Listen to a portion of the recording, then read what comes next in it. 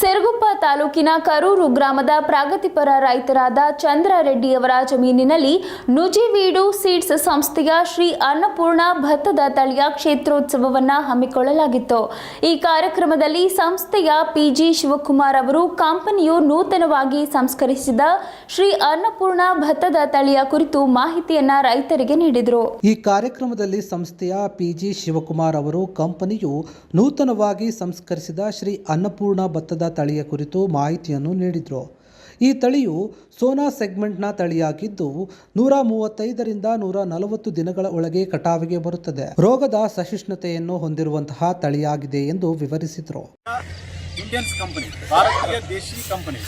ಇದರಲ್ಲಿ ಮುಖ್ಯ ವಿಷಯ ಬರ್ತೀನಿ ಅಂದ್ರೆ ನಮ್ಮ ತಳಿ ಏನು ಬರ್ತವೆ ಅಂದರೆ ಹತ್ತಿ, ಭತ್ತ, ಮೆಕ್ಕೆಜೋಳ, ಸೂರ್ಯಕಾಂತಿ, ಆಮೇಲೆ ಸಜ್ಜೆ, ಎಲ್ಲ ಥರದ ಬೀಜ, ಆಮೇಲೆ ತರಕಾರಿ ಬೀಜ, ಮೆಣಸಿನ ಬೀಜ, ಎಲ್ಲ ಬೀಜಗಳು ನಮ್ಮ ಕಂಪ್ನಿಯಲ್ಲಿ ಸಿಗುತ್ತೆ.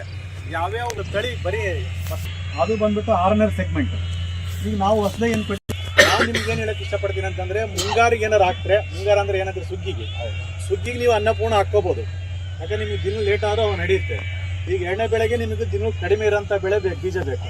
ಕಾರ್ಯಕ್ರಮದ ಅಧ್ಯಕ್ಷತೆಯನ್ನು ವಹಿಸಿದ ಅಮ್ಮ ಆಗ್ರೋ ಏಜೆನ್ಸಿನ ಹೇಮರೆಡ್ಡಿ ಅವರು ಮಾತನಾಡಿ, ಶ್ರೀ ಅನ್ನಪೂರ್ಣ ತಳಿ ಹೊಸ ತಳಿಯಾಗಿರುವುದರಿಂದ ಕಳೆದ ಮುಂಗಾರು ಹಂಗಾಮಿನಲ್ಲಿ ಮಾರಾಟ ಮಾಡುವಾಗ ಆತಂಕವಿತ್ತು. ಆದರೆ ಈ ಜಮೀನನ್ನು ವೀಕ್ಷಣೆ ಮಾಡಿದಾಗ ತುಂಬ ಖುಷಿಯಾಯಿತು. ಇದು ಒಂದು ಅತ್ಯದ್ಭುತವಾದ ತಳಿಯಾಗಿದ್ದು ಲೋಕಲ್ ಸೋನಾ ತಳಿಗಿಂತ 15 ದಿನಗಳ ಮುಂಚೆ ಕಟಾವಿಗೆ ಬರುತ್ತದೆ. ಇದುವರೆಗೂ ಯಾವುದೇ ರೋಗಗಳು ಕಂಡುಬಂದಿಲ್ಲ. ಔಷಧಿ ಸಿಂಪಡಣೆಯೂ ಕೂಡ ತುಂಬಾ ಕಡಿಮೆ ಇರುವುದರಿಂದ ಅಧಿಕ ಇಳುವರಿ, ಅಧಿಕ ಲಾಭ ಪಡೆಯಬಹುದು. ಹಳೆ ಲೋಕಲ್ ತಳಿಗಳು ರೋಗದ ಸಹಿಷ್ಣುತೆಯನ್ನು ಹೊಂದಿರುವುದಿಲ್ಲ. ಔಷಧಿ ಸಿಂಪಡಣೆಯೂ ಕೂಡ ಜಾಸ್ತಿ ಆಗಿರುವುದರಿಂದ ಭತ್ತವು ವಿಷಪೂರಿತವಾಗಿರುತ್ತದೆ. ಶ್ರೀ ಅನ್ನಪೂರ್ಣ ತಳಿಯು ಔಷಧಿ ಸಿಂಪಡಣೆ ಕಡಿಮೆ ಇರುವುದರಿಂದ ಅಕ್ಕಿ ತಿನ್ನುವುದಕ್ಕೆ ಆರೋಗ್ಯಕರವಾಗಿರುತ್ತದೆ ಹಾಗೂ ಉತ್ತಮ ರುಚಿಯಿಂದ ಕೂಡಿರುತ್ತದೆ ಎಂದು ರೈತರಿಗೆ ಮಾಹಿತಿಯನ್ನು ನೀಡಿದರು. ಇದು ಒಂದು ಅನ್ನಪೂರ್ಣ, ಶ್ರೀ ಅನ್ನಪೂರ್ಣ ಅನ್ನೋದು ಒಂದು ಹೊಸ ತಳಿ. ಈ ತಳಿ ಬಂದು ನಾವು ಹೊಸದಾಗಿ ಮಾರಿದ್ದೀವಿ. ಮಾರೋದ್ನಾಗ ಟೆನ್ಷನ್ ಇತ್ತು, ಆದರೆ ಈ ಹೊಲಕ್ಕೆ ಬಂದಮೇಲೆ ಎಷ್ಟು ಸಂತೋಷ ಆಗ್ತದೆ ಅಂದರೆ ಅಷ್ಟು ಸಂತೋಷ ಆಗ್ತಾ ಐತೆ. ಒಳ್ಳೆ ಹೈಬ್ರಿಡು. ಇಲ್ಲಿ 55 60 ಚೀಲ ಬರ್ತದೆ ಅಂತ ಹೇಳ್ತಾ ಇದ್ದಾರೆ ಎಲ್ಲ ರೈತರು. ಆದರೆ ಇದನ್ನ ನೋಡಿದ ಮೇಲೆ ಪೂರ ಸಂತೋಷ ಆಗ್ತದೆ. ನಮಗೆ ಮಾರೋಕ್ಕೂ ಒಳ್ಳೆ ಧೈರ್ಯ ಬಂದಿದೆ. ಹಂಗಾಗಿ ಈ ತಳಿ ಇಟ್ಟು ರೈತರು ಕೂಡ ಪೂರ ಸಂತೋಷವಾಗಿದ್ದಾರೆ. ಒಳ್ಳೆ ತಳಿ. ಇದು ಬಂದು ಸೋನಾ ಸೆಗ್ಮೆಂಟು. ಈ ಹಳೆ ಸೋನಾ ರೋಗಗಳು ಜಾಸ್ತಿ, ದಿನಗಳು ಜಾಸ್ತಿ, ಆದಮೇಲೆ ಈಲ್ಡಿಂಗ್ ಕಡಿಮೆ, ಹಿಂಗೆಲ್ಲ ಆಗಿದೆ. ಇದು ಆದರೆ ಇದು ಹೊಸ ತಳಿ ಅಲ್ಲ, ಹಂಗಾಗಿ ಇದು ಚೆನ್ನಾಗಿ ಬರ್ತಾ ಇದೆ. ಈ ಹೊಸ ಸೋನಾ ಮಸೂರಿ ತಳಿಗೆ ಎಲ್ಲ ರೈತರು ಹೋಗ್ಬೇಕಂತ ಕೋರ್ಕೊಂತೀನಿ. ಒಳ್ಳೆ ಊಟಕ್ಕೆ ಒಳ್ಳೆ ಅನುಕೂಲಕರವಾದ ತಳಿ ನೋಡ್ರಿ. ಇದು ನಂಬರ್ 1 ಸೀಡು. ನನಗೆ ಭಾಳ ಇಷ್ಟ ಆಯ್ತು ಈ ಸೀಡು.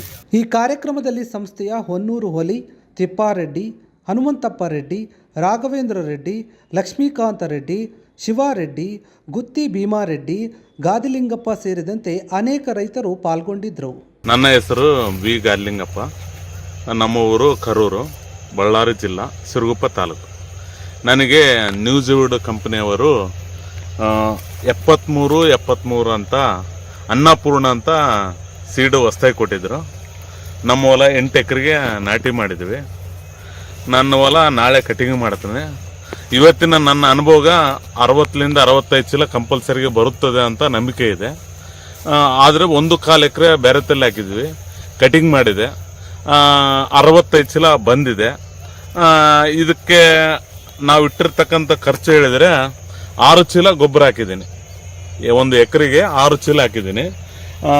ಗೊಬ್ಬರ 6 ಚೀಲ ಹಾಕಿದ್ದೀನಿ. 6 ಚೀಲಕ್ಕಿಂತ ಜಾಸ್ತಿ ಹಾಕಿಲ್ಲ. 3 ಸಾರಿ ಸ್ಪ್ರೇ ಮಾಡಿದ್ದೀನಿ. ಇನ್ನು ಹೇಳ್ಬೇಕಂದ್ರೆ ಇದು ದಿಂಡಂಬದು ಒಂಥರ ದಪ್ಪ ಇದೆ. ಎಷ್ಟು ಮಳೆ ಬಂದ್ರೂ ನೆಲಕ್ಕೆ ಬೀಳತಕ್ಕಂಥ ಪ್ರಾಸೆಸ್ಸೇ ಇಲ್ಲ.